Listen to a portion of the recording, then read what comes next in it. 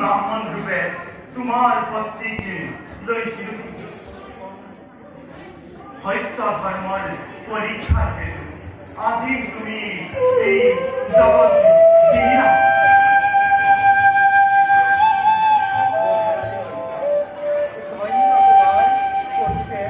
R ধন্য তোমাৰ সত্যতে